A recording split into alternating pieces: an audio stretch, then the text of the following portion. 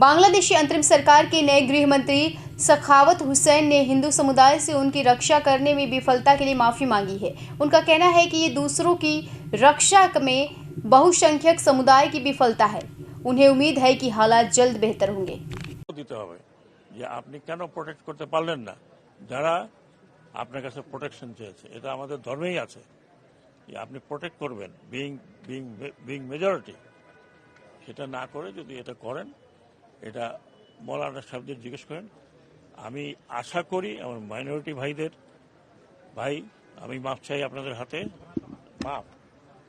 কারণ একটা বিশৃঙ্খলার মধ্যে দিয়ে আমরা এখনো যাচ্ছি। আমরা আপনাদেরকে কিছু কিছু জায়গায়, বাট অনেক জায়গায় শুনেছি যে সোসাইটি প্রোটেক্ট করেছে। আমি ক্ষমা চাচ্ছি যে পুলিশ, র্যাব, অন্যান্য বাহিনীগুলো যাদের আমি এমপ্লয় করতে পারতাম, তাদের অবস্থা এখনো ভালো না, তবে ফিরে আসবে।